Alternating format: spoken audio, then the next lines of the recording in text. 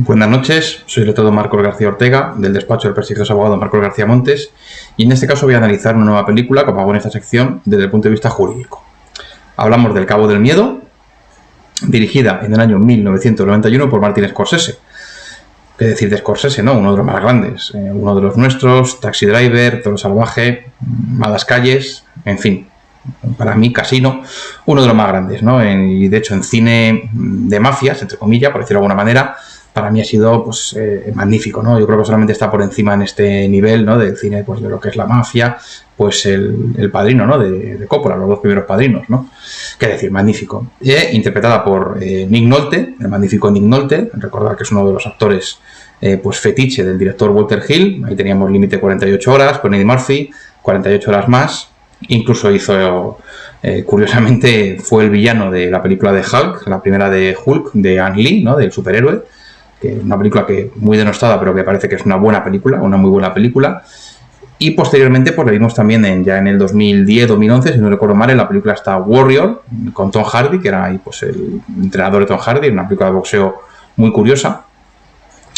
Y bueno, pues en este caso estaba acompañado magníficamente bien por Jessica Lange, la magnífica Jessica Lange, la recordamos en la versión de John Willermin de King Kong de los años 70, con Jeff Bridges, una versión que me parece muy buena, aunque para mí la mejor sería la del 33, la mítica, en blanco y negro, pero esta me parece una película bastante, pues una película importante, ¿no? Creo que fue un buen remake de King Kong. Y bueno, pues luego fue un mito erótico en los años 80, recordarla con la versión actualizada con Jack Nicholson, que hizo del cartero siempre llamado dos veces, ¿no? Una de las escenas míticas eróticas de la harina y la escena de sexo la escena sexual en la cocina, ¿no? Una mítica, ¿no? Una película mítica de cine negro, ¿no? Y por supuesto ahí también teníamos a una primeriza, a Juliette Lewis, y por supuesto al portentoso Robert De Niro, otro de los más grandes de la historia, junto con Marlon Brando y Al Pacino. ¿Qué decir de Robert De Niro, no? Toro Salvaje, El Cazador, La Misión, Hit, qué decir, ¿no? Es El Padrino 2, yo creo que es uno de los actores más importantes de todos los tiempos, ¿no? También la tenéis que comentar en este canal, El Corazón del Ángel. Era un tipo que aunque apareciera en escena 20 minutos, media hora, como pasó en El Corazón del Ángel, pues es que llenaba la pantalla, ¿no? Era pues un actor excepcional, impecable, no se puede decir nada malo de él. Como he dicho en otros vídeos, si no recuerdo mal, lo dije concretamente en el de El Corazón del Ángel, es verdad que luego De Niro, pues el hombre, a partir de mitad de los 90 ya pues empezó a hacer trabajos alimenticios, y en mi opinión la última gran película de su carrera fue Hit, ¿no? Pero bueno, magnífico. Y en este caso pues es una versión moderna, es un remake de la primera del Cabo del Miedo, Cape of Fear, del 62, ¿no? Que estuvo interpretada por Gregory Peck y Robert Mitchum, una muy buena película, pero que creo que es superada en todo momento por esta versión de Scorsese, a la cual acusan de ser pues un trabajo de encargo, que lo era, pero creo que Scorsese, aunque no tiene toda la personalidad que tenía en las películas que mencionaba antes, ¿no? En Taxi Driver y Toro Salvaje, por ejemplo, sí creo que hace un trabajo muy bueno. Y lo que realiza es una especie como de film noir mezclado con thriller, suspense y terror. Y bueno, la historia ya saben cuál es, ¿no? Creo que saben cuál es.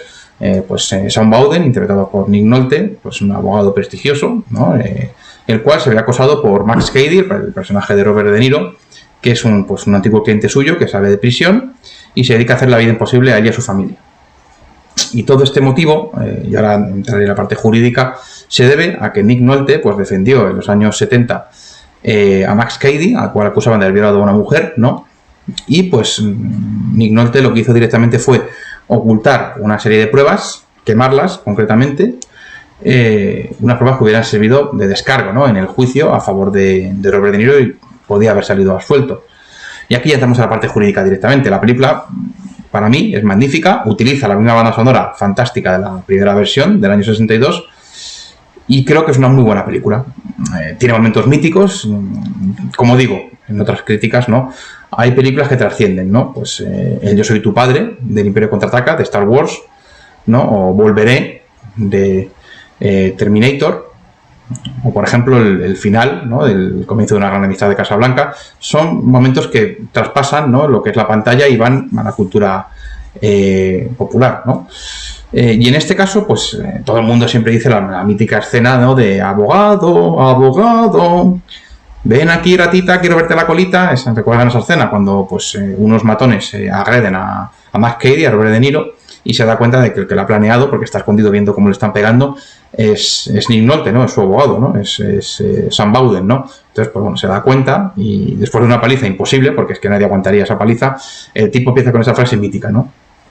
Y bueno, pues qué decir, es un villano magnífico a mi juicio, porque Max Cady, como dice en la película, cuando le defiende a este hombre, era un analfabeto, no había leído un libro en su vida, era un hombre pues sin ningún tipo de cultura ni formación, pero en prisión pues aprendió derecho, se hizo abogado el tío, y de hecho el tío recurrió en prisión, pues recurrió varias veces, apeló, ¿no? Su sentencia condenatoria, ¿no? Y el tío, pues como dice en la película, empezó a leer y libros de niños al principio y luego ya derecho, ¿no? O sea que el tío sale de prisión siendo un tío peligroso, porque es basura blanca, como él se define, pero es un tío ya culto, inteligente y brillante a nivel intelectual, con lo cual todavía más peligroso.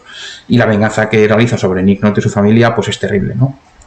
Pero solo tengo una pequeña pega sobre esta película que me gusta mucho, y es la parte final, en la que se convierte en una especie como de casi de ser inmortal, ¿no? Y creo que esa parte final, que hasta que consiguen eliminar a Max Cady, pues las pasan canutas, creo que es pues contrasta con el tono realista y casi documental que tenía la película hasta ese momento, ¿no? Creo que ese final lo estropea un poco, pero bueno, como crítica, como cine, una muy buena película que creo que es muy recomendable. Además, incluso aparecen los protagonistas de la primera versión, a un pequeño cameillo de Gregory Peck y de Robert Mitchum, lo cual siempre es de agradecer, ¿no? Y a nivel jurídico ya entramos en lo fundamental. Creo que esta película es un ejemplo plausible de lo que debería ser un abogado a nivel teórico y lo que no debería ser un abogado. Y me explico.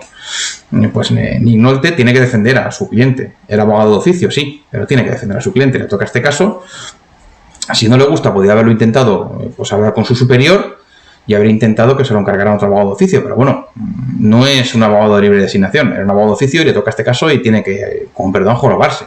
Pero bueno, podría haber intentado, si no, pues escurrir el bulto y a que le tocara a otro compañero, pero como no lo hace, lo que no puede hacer es directamente él no quiere defenderle y ocultar pruebas.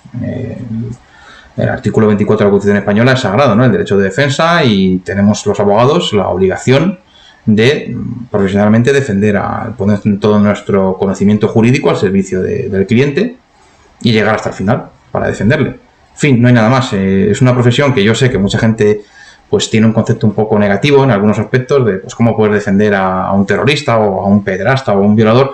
Y lo que yo siempre digo a la gente, y lo que también dice siempre, por supuesto, el señor García Montes, con muy buen criterio, es, mire, es que yo no estoy ni a favor de ese señor ni en contra. Yo lo que hago es defenderle, porque tiene que haber un derecho de defensa y una acusación. Y tiene que estar en igualdad de condiciones, tiene que tener la oportunidad de defenderse en un juicio. Punto, porque si no, pues si el derecho surge para evitar el ojo por ojo, ¿no? La ley del talión, pues si no, es que claro, cualquier sujeto que se le acuse de un delito, si no se lo ha cometido, ¿qué hacemos? ¿Relinchamos? ¿Directamente va a prisión? No puede ser, ¿no?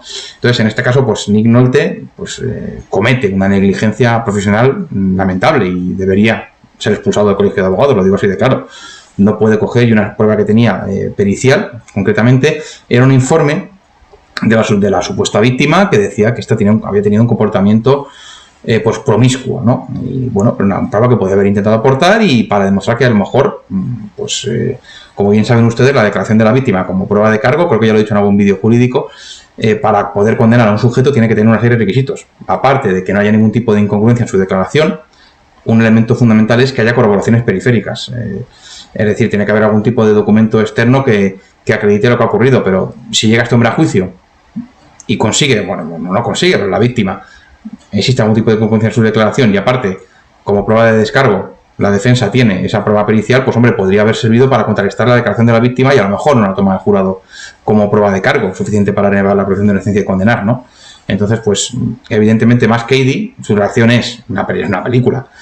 No puede hacer eso, evidentemente, por los motivos que sabemos, pero si hubiera sido una persona pues, razonable, al salir de prisión podía haberle puesto pues, una demanda por negligencia y evidentemente pues, a este señor le podía haber caído una buena multa al abogado, una multa muy importante, una condena, y además podría incluso haber ido a una queja al colegio de abogados e intentar expedientar a este señor y la expulsión del colegio de abogados. Eso es lo que podía haber hecho, porque este hombre, claro, lo que ha hecho el abogado es ir contra su profesión, ir contra el derecho de defensa e insultar a los abogados, ¿no? Y eso no puede ser. Así que, como digo, Max Cady podía haber acudido a las dos vías. Podía haber ido, por una parte, al colegio de abogados por una queja y entonces pues intentar expulsar a este señor porque lo que ha cometido es una negligencia grave y igualmente una negligencia demandarle por intentar meter una demanda por negligencia profesional y que le indemnice por los daños causados, que los tenía más acreditados. Y ya está, con eso lo hubiera conseguido. Así que bueno, espero que les haya gustado la crítica. Creo que es una película que se puede también ver como este prisma, no solamente como una película de cine negro y thriller, ¿no? Y creo que desde el punto de vista jurídico, para todo abogado, pues creo que es una lección de lo que tiene que ser nuestra profesión y lo que no tiene que ser nuestra profesión.